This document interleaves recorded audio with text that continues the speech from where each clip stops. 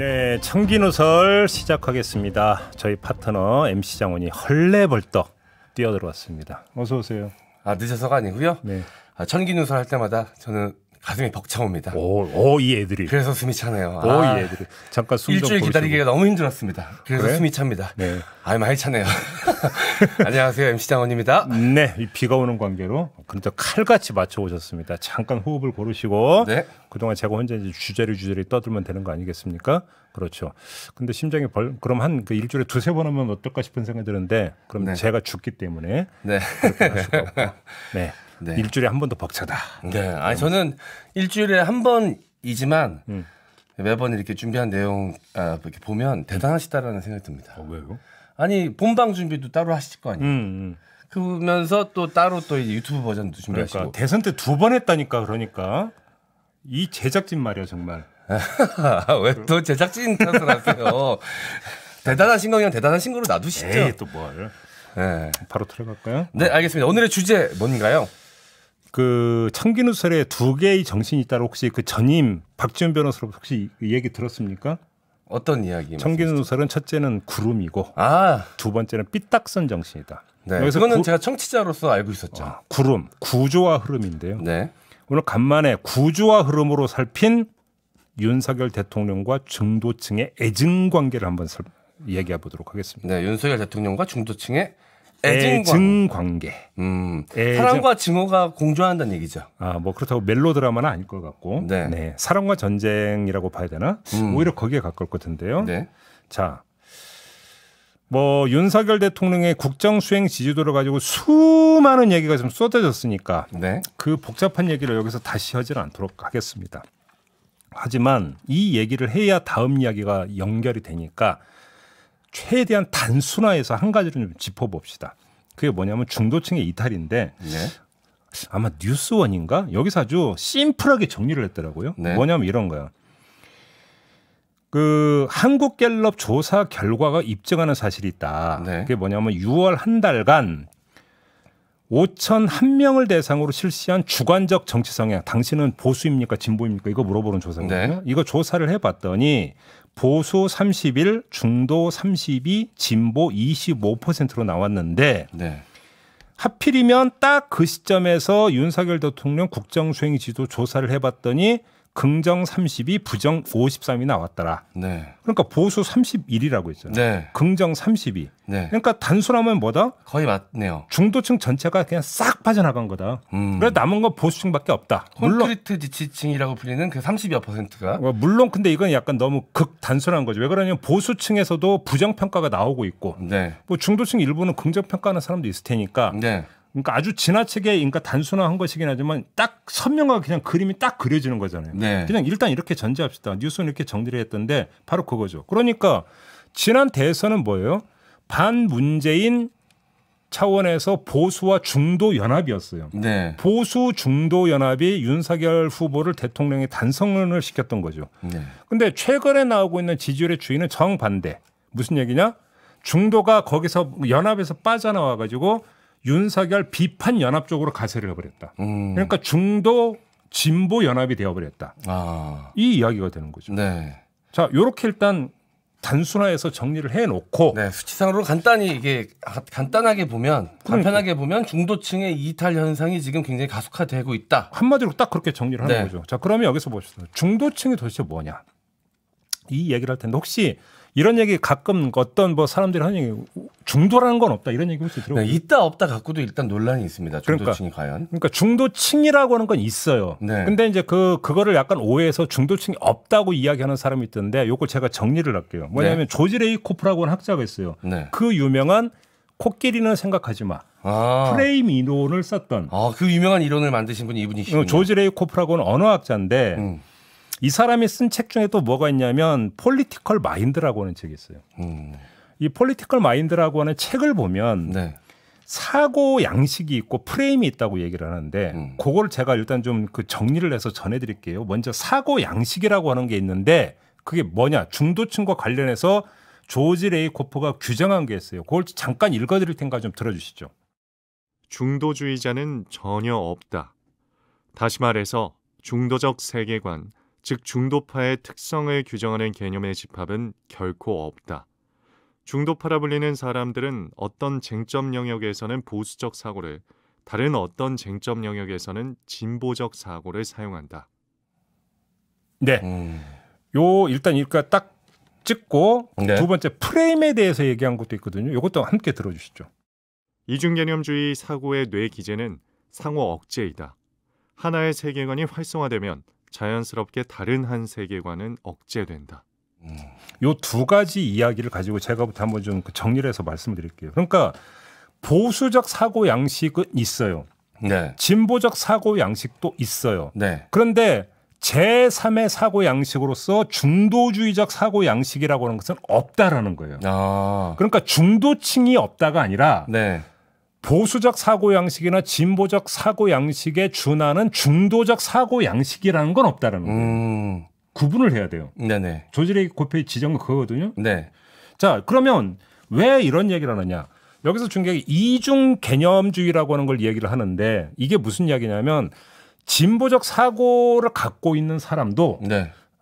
처음부터 끝까지 모든 사안에 대해서 진보적 사고를 발동을 시키는 건 아니라는 거예요.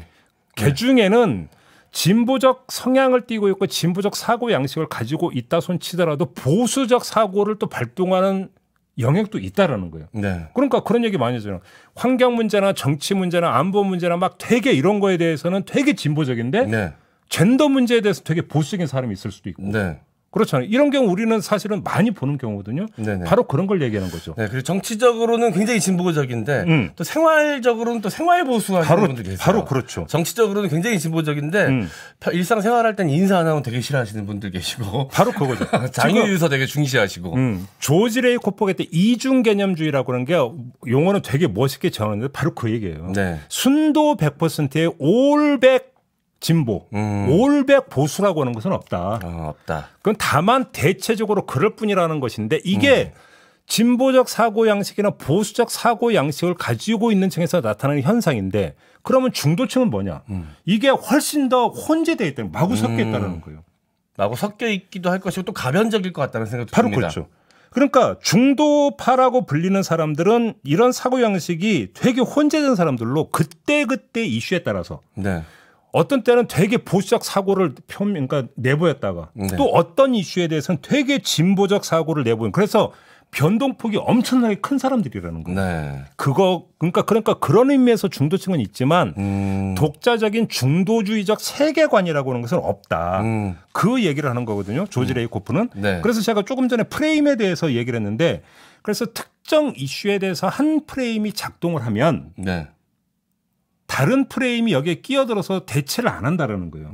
그거보다 훨씬 강도가 세고 임팩트가 높은 이슈가 발생을 해서 네. 프레임 전환이 이루어지면 이루어졌지 네. 한 번 프레임이 발동이 되면 거기에 집중을 한다라는 거죠. 아, 이 프레임은 승자 독식 방식이군요. 오케이. 바로 그거죠. 네. 한마디로 정리하면 바로 그런 거죠. 이게 바로 중도층의 속성이라는 거예요. 일단 이렇게 정리해 놓고 네. 그러면 윤석열 대통령과 중도층의 애증 관계를 지금부터 한번 따라가 봅시다. 네. 그동안의 윤석열 대통령의 족적을 한마디로 정리하면 제가 볼 때는 자승자박이었다. 왜 그러냐? 당선인 시절에 가장 핫했던 메가 이슈가 뭡니까? 대통령실 이전이었어요. 네. 그러면 취임 이후에 메가 이슈는 뭡니까? 인사 문제. 인사 문제예요. 가장 강력하고 임팩트가 컸던 이슈였어요. 네. 그러면 이 두 가지를 한번 정리를 해봅시다. 같은 시기 다른 이슈를 압도하고도 남을 만큼 폭발력이 큰 이슈였다는 점에서 공통돼요. 네. 두 번째, 다른 정책 이슈에 비해서 찬반 판단이 되게 쉬운 이슈였다는 점에서 공통돼요. 네. 용산 이전도 하느냐 마느냐, 인사 채용 문제 있다 없다.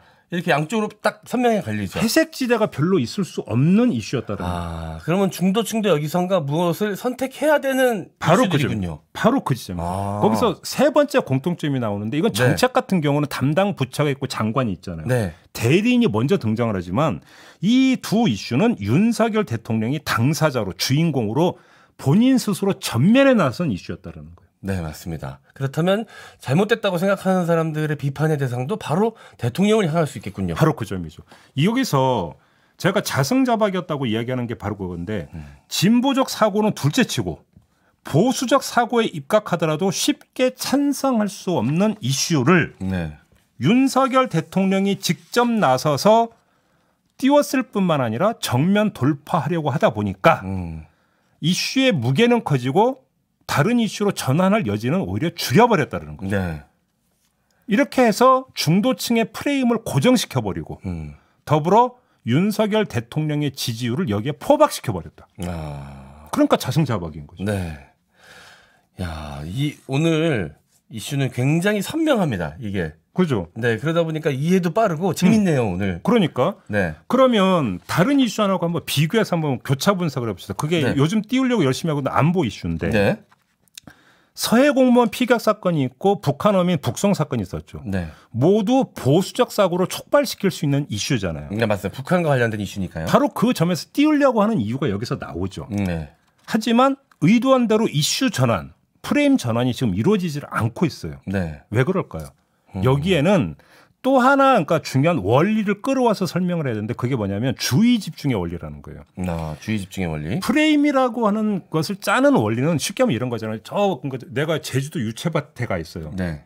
해안 풍광도 기가 막힌데 네. 거기서 사진기를 들이대고 틀을 잡으면 그게 프레임을 설정하는 거잖아요. 네. 그러면 프레임을 설정하기 위해서는 뭐가 먼저 돼야 돼요? 초점을 맞춰야 되는 거잖아요. 그렇습니다. 초점을 맞춰야 프레임이 설정이 되는 거잖아요. 네. 그래서 초점을 맞추는 게 뭐냐면 바로 주의 집중이라는 거예요. 이 사안에 꽂혀야 프레임이 발동이 되는 거예요. 네. 그런데 그러면 사람들 특히 중도층은 어디에 꽂히냐라는 거죠. 이 원리를 알아야 되는 건데 네네. 여기서 이제 그 조지 레이코프는 이게 이제 이 최소 에너지 법칙이라는 걸 끌고 와서 설명을 하는 이건 되게 복잡한 거예요. 이건 그러니까 그 신경과학이나 생물학에서 얘기하는 개념이 있어요. 그거를 원용해서 하는 얘기는 그건 빼버리고 네. 간단히 얘기하면 이런 거예요. 경제성의 원리다 이거는. 먹고 사는 문제를 최우선으로 해서 그 가치를 가지고 초점을 설정을 한다. 중도층 같은 경우. 네. 이렇게 일단 1차 정리를 해놓으면 그러면 지금 상황이 어떤 상황이에요? 3고라고 얘기하잖아요. 고물가, 고환율, 고금리. 먹고 사는 문제가 위기 상황으로 가고 있는 상태이다 보니까 관련된 부분들이 오히려 더 주의 집중이 되지 네. 안보 이슈에 더 주의 집중이 될 여지가 없다라는 거예요. 네, 맞습니다. 시대 상황의 맥락이 그렇다라는 거예요. 그러다 보니까 안보 이슈를 띄워가지고 프레임을 바꾸려고 아무리 해도 성사가 되지를 않는다라는 거죠. 네. 그 초점 문제에 있어서 안보 이슈를 일으킬 때도 좀 초점이 안 맞았던 것 같아요. 이게 과연 색깔론이냐 아니면 전 정권의 인권 문제냐. 그렇지. 이것도 초점이 잘 안 맞아져서 사실 정치권 안에서도 우왕좌왕 좀 했었거든요. 그러니까 국민들은 어떤 거에 분노해야 될지도 초점이 안 맞힌 상태였고 전체적으로도 경제 문제와 비교해서도 초점이 안 맞았다. 네. 이렇게 좀 이해가 됩니다. 그렇죠. 여기에 뭐냐면 우리가 이제 그 보통 사람도 어떤 생물의 원리를 따른다면 가장 기본적인 욕구가 뭐냐면 평안한 상태. 네. 내가 하나의 생명체로서 일상을 평안하게 유지하고자 하는 욕망에서부터 모든 게 시작이 된다고 얘기해요. 그거를 정치용어로 뭐라고 하냐? 안정희구 심리라고 얘기하는 거지. 그게 안정희구 심리인데 그런데 문제는 안정을 저해야 하는 요인이 그때그때 달라지잖아요. 네. 그거에 따라서 이슈에 대한 민감도가 달라지고 초점을 맞추는 게 달라지고 주의 집중하는 대상이 달라지는 건데 그럼 지금 이 시대의 맥락에서 안정희구 심리가 지금 그 발동되는 초점이 어디냐. 그게 안보 이슈냐라는 거지. 그게 아니라는 거죠. 경제였던 것이죠. 그렇죠. 거기서 핀트 조정이 잘못됐다라는 거예요. 그렇기 때문에 이슈 전환도 프레임 전환도 안 되고 있는 거죠. 네. 바로 그 점을 먼저 말씀을 드리고 마지막으로 특기사항 하나를 좀 말씀을 드리면 지금 진행되고 있는 사안인데 대우조선해양 하청 노동자 파업이 있어요. 네. 자, 이거는 상당히 중대한 문제라고 보는 게 제가 조금 전에 말씀드렸던 경제성의 원리에 따라서 안정희구 심리라고 하는 부분들하고도 일정하게 연결되어 있는 사안인 건 맞아요. 네. 자, 평안 내지 안정과 연결이 되는 거죠. 문제는 그 평안 상태, 안정 상태에 도달하는 과정과 방식에 대한 현격한 사고차가 있는 건데 자, 여기서 보수주의적 사고 양식과 진보주의적 사고 양식이 다르다라고 이제 레이코프는 얘기하는데 뭐냐면 보수주의적 사고 양식은 그 평안 상태, 안정 상태에 도달하는 과정을 어떻게 지금 발동을 시키냐면 질서의 수립을 곧 평안한 상태다. 안정된 상태다. 이렇게 본다라는 거예요. 네. 그렇기 때문에 이 질서를 수립하고자 하는 목표를 위해서 공포를 조장해버리면 거기에 부응을 한대요. 그 공포를 조장하는 과정에 공권력이 투입될 수도 있는 것이고요. 근데 진보주의적 사고 양식은 안정된 상태를 서로 어깨에 걸고 연대를 하는 걸로 설정을 한대요. 네. 그러다 보니까 이런 목표를 달성하는 과정에서 무엇을 중시하냐면 공감을 중시를 한대요. 그런데 잘 봐요. 지금 나타나고 있는 현상을 보면 이 대우조선해양 파업 사태에다가 대입을 하면 어떻게 되냐면 윤석열 대통령은 지금 뭐라고 이야기를 했어요? 기다릴 만큼 기다렸다. 네, 정부와 국민은 기다릴 만큼 기다렸다라고 이야기를 했죠. 바로 이 얘기를 하는 순간에 이거 공권력 투입하는 거 아니야? 네. 라고 하면서 그다음에 뭐가 소환됐습니까? 용산 참사, 네. 쌍용차 사태. 이 문제가 소환되면서 이러면 큰일 난다. 네. 공포 감옥이 이렇게 연결이 되고 있다는 거예요. 네. 그렇죠? 네, 맞습니다. 근데 여기에 맞서서 시민단체는 뭐를 선언을 했습니까? 23일인가 희망버스 띄운다고 했어요. 네. 연대하겠다고 선언을 했어요. 그러니까 이게 전형적으로 보수주의적 사고 양식에서 대처하는 방식과 진보주의적 사고 양식에서 대처하는 방식이 완전히 결이 다른 상태에서 지금 이렇게 나타나고 있는 거잖아요. 네. 그렇게 놓고 본다면 대우조선해양의 파업 사태라고 하는 게 경우에 따라 하나의 분기점이 될 수도 있다. 이것이 앞에 설명해 주신 거랑 조금 이제 연결이 되기 시작하는데 그렇죠. 그렇다면 중도층도 이 사안에 대해서 선택을 해야 될 만한 시점이 다가오고 있군요. 오고 있는 거죠. 이게 특히 먹고 사는 문제와 일정하게 연결이 된다고 또 만약에 이게 그러니까 부각을 시켜버린다라고 한다면. 저 잠깐 소름이 돋았습니다. 왜?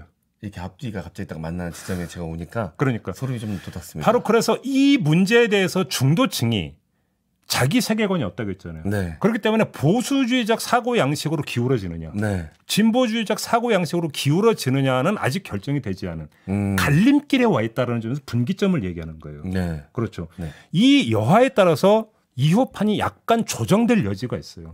그래서 이건 되게 중요한 사안이라고 저는 보는데, 네. 근데 저는 여기서 멈추겠어요. 이렇게 분석 이전에 네.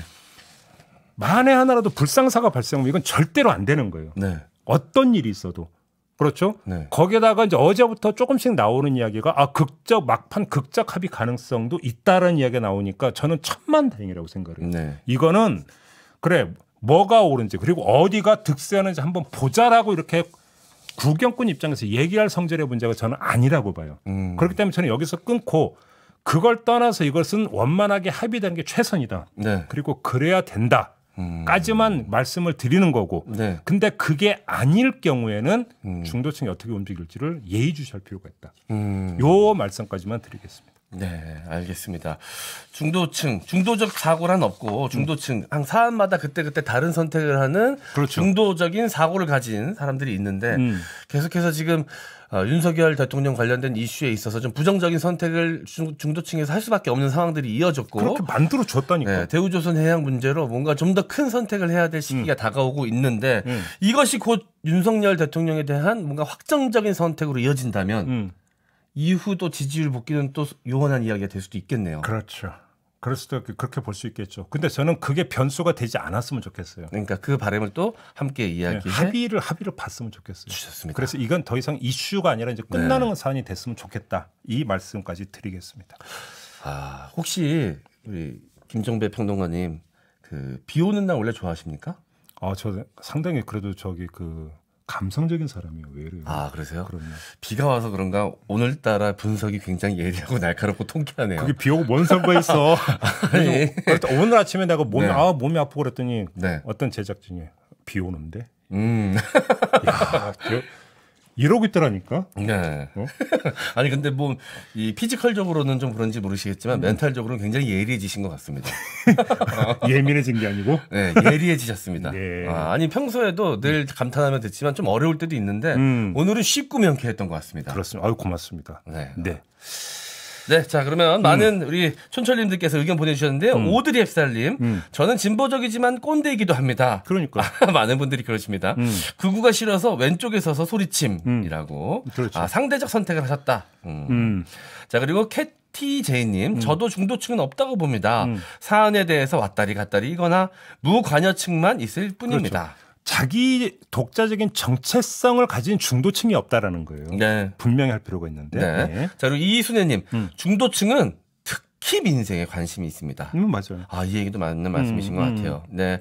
자, 그리고 OILF님께서 현재 윤석열 정부 모습을 보면 진정한 보수층에서도 지지하겠나 싶습니다.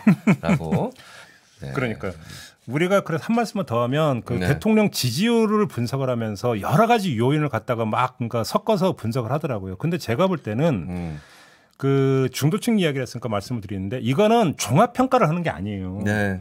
그래서 자 그러면 이 기간 동안 이것 됐고 저것 됐고 막 했는데 해서 종합 합산을 해보니까 기술 점수 몇 점, 네. 그다음에 뭐 저기 묘기 점수 몇 점에서 합산해서 평균 얼마, 이게 지지율이 아니에요. 그런 게 아니고 그 지지율이 조사되는 시점에서 지금 지배하고 있는 이슈가 무엇이고 거기서 어떤 프레임이 작동이 되고 있고 네. 그래서 이거에 대해서 어떻게 바라보는가가 바로 지지율로 바로 연동이 된다는 거예요. 네. 그리고 그래서 이게 작동되는 순간에는 다른 요인은 별로 작동을 안 해요. 네. 이게 레이코프가 얘기하는 프레임 이론의 가장 기본이거든요. 네. 이걸 봐야 되는 부분이고 그렇게 놓고 본다면 그 어렵게 볼 거 없어요. 한국갤럽 조사를 보면은 긍정을 하는 이유와 부정을 하는 이유가 나오잖아요. 네. 1등이 뭔지만 보면 돼요. 저도 극단순해서 얘기하면. 네. 그러면 거기에 꽂혀 있는 것이다. 이렇게 봐도 되는 거죠, 사실은. 네, 알겠습니다. 대우조선해양 관련해서도 걱정의 문자들 많이 보내주고 계십니다. 이은하님, 사측이 이제 와서 노조에게 손해배상 이야기하는 걸 보면 해결할 의지가 없어 보여요. 어제 하루 종일 파업 노동자분들 때문에 마음이 안 좋았어요. 라고 의견 남겨주셨고, 지훈권님, 노사 합의됐으면 좋겠습니다. 국민은 제2의 용산 참사가 걱정됩니다. 라고 또 이야기해 주셨네요. 저희가 몇 주 전에 이명박 정부하고 비교했던 거 기억나십니까? 네, 기억납니다. 그러면서 이제 그 촛불 시위 이후에 이명박 정부가 기조를 어떻게 잡고 그 뒤에 어떤 참사가 벌어졌는지 사실은 그 맥락도 오늘 제가 이야기했던 맥락 속에서 나온 거거든요. 근데 이런 상황이 재현되면 안 돼요. 그거는 진보 보수를 떠나서 국가적으로 불행이기 때문에 절대 그런 일이 있어서는 안 됩니다. 네, 윤석열 대통령이 지지율 하락세가 계속되면서 이 사정정국으로 갈 것 아니냐라는 우려가 있었는데 사정정국을 넘어서 혹시라도 공안정국으로까지 가는 것 아니냐라고 또 많은 분들이 우려하시는 것 같습니다. 네, 그 제2의 용산 참사 같은 일들은 절대로 없었으면 좋겠다. 절대 안 된다. 이 말씀 드리면서 이제 우리 MC 장원은 짤짤이 쇼로 보내드리도록 하겠습니다. 네, 감사합니다. 수고하셨어요. 감사합니다. 저도 함께 올라가겠습니다. 고맙습니다.